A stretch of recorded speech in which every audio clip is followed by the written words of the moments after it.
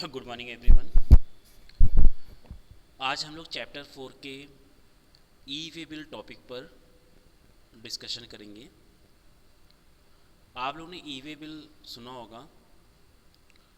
आज हम लोग डिस्कस करेंगे ई वे बिल क्या होता है, इसको कब इशू करना मैंडेटरी होता है, कौन इशू कर सकता है,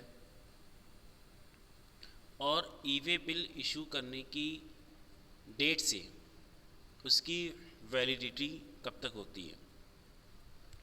तो सबसे पहले हमें समझना है कि जो ई वे बिल है ये है इलेक्ट्रॉनिक वे बिल। मीन्स जब भी आपका गुड्स का मूवमेंट होगा तो आपको ई वे बिल जनरेट करना होगा और उसकी एक लिमिटेशन रखी गई है ₹50,000। मीन्स अगर आपकी टैक्सेबल वैल्यू, आपके गुड्स की टैक्सेबल वैल्यू 50,000 या उससे ज़्यादा है तो आपको ई वे बिल जनरेट करना होगा गुड्स के मूवमेंट के लिए। अब गुड ई वे बिल कौन जनरेट करेगा? यहाँ पे जब गुड्स का मूवमेंट होता है तो 3 पार्टी इंक्लूड होती है। एक तो सप्लायर जो गुड्स को आउटवर्ड सप्लाई दे रहा है, दूसरा रेसिपिएंट जो गुड्स की इनवर्ड सप्लाई ले रहा है, और थर्ड ट्रांसपोर्टर यानी जिसके व्हीकल से गुड्स का मूवमेंट एक प्लेस से दूसरे प्लेस पे हो रहा है। तो इसमें जो इन्फॉर्मेशन होती है, टैक्सेबल वैल्यू ऑफ गुड्स वो शो करना होगा, गुड्स का HSN कोड को शो करना होगा, गुड्स की क्वांटिटी शो करनी होगी, गुड्स की टैक्सेबल वैल्यू को शो करना होगा, CGST की वैल्यू, HGST की वैल्यू को शो करना होगा। ये आपको मालूम होगा जब भी हमारा इंट्रा स्टेट सेल होती है, विथ इन स्टेट सेल होती है तो CGST और HGST चार्ज होती है।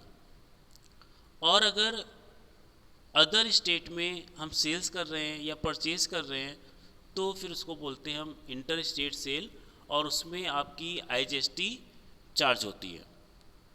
और गुड्स की इनवाइस वैल्यू, गुड्स से रिलेटेड हमें इतनी इन्फॉर्मेशन शो करनी होगी। उसके बाद supplier name, supplier GST number, recipient name, उसका GST नंबर, और ट्रांसपोर्टर की डिटेल, ये हमें ई वे बिल में मेंशन करना होता है जिससे टैक्स एवेशन को रोका जा सके, टैक्स चोरी को रोका जा सके। कि जब भी हमें गुड्स को का मूवमेंट करना हो तो हम ई वे बिल जब जनरेट करेंगे तो वो इन्फॉर्मेशन आपकी GST पोर्टल पे स्टोर हो जाएगी। यानी गवर्नमेंट को हमने एक तरह से इन्फॉर्म कर दिया कि हम गुड्स का मूवमेंट कर रहे हैं, एक प्लेस से दूसरे प्लेस पर भेज रहे हैं। अब इसकी वैलिडिटी की बात करते हैं। अगर आपका गुड्स एक प्लेस से दूसरे प्लेस पे जा रहा है और उसका जो डिस्टेंस है, एक प्लेस से दूसरे प्लेस का डेस्टिनेशन का डिस्टेंस है वो 100 किलोमीटर से लेस है, तो आपका ई वे बिल की वैलिडिटी 1 डे होगी। यानी अगर आज आपने ई वे बिल जनरेट किया है तो जो गुड्स का मूवमेंट हो रहा है वो आज से एक दिन के बाद मीन्स 24 के अंदर अंदर डेस्टिनेशन पर पहुंच जाना चाहिए।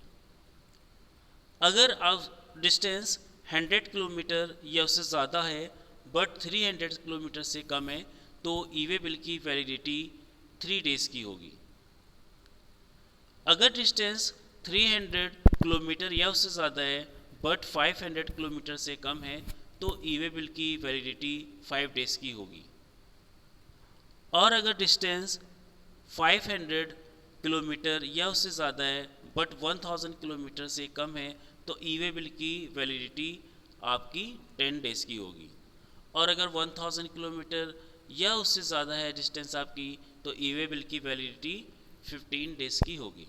तो एक तरह से जो ई वे बिल का कॉन्सेप्ट है वो इसका जो बेसिक है कि गवर्नमेंट चाहती है कि जब भी गुड्स का मूवमेंट एक प्लेस से दूसरे प्लेस पे हो तो वो गवर्नमेंट के रिकॉर्ड में, GST पोर्टल के रिकॉर्ड में शो कर दिया जाए जिससे टैक्स एवेशन ना हो। यानी इसको आपको इलेक्ट्रॉनिक वे में GST पोर्टल पे ई वे बिल पोर्टल है उस पर हमें शो करना होगा, और वो आपका जो पोर्टल है वो जीएसटी पोर्टल से अटैच है, तो वो सारी इन्फॉर्मेशन आपकी जीएसटी पोर्टल पे पहुंच जाएगी। तो जब भी हमें गुड्स का मूवमेंट जो होगा और उसकी टैक्सेबल वैल्यू अगर 50,000 या उससे ज़्यादा है तो हमें फिर ई वे बिल जनरेट करना होगा। अगर 50,000 से कम है वैल्यू तो ई वे बिल आप जनरेट कर सकते हो, फिर आपका वॉलेंट्री होगा, ऐच्छिक हो जाएगा। अगर आपको जनरेट करना है तो आप करिए और नहीं करना चाहते हो तो आप ना करिए। बट अगर 50,000 या उससे ज़्यादा है तो ई वे बिल जनरेट करना आपके लिए मैंडेटरी है।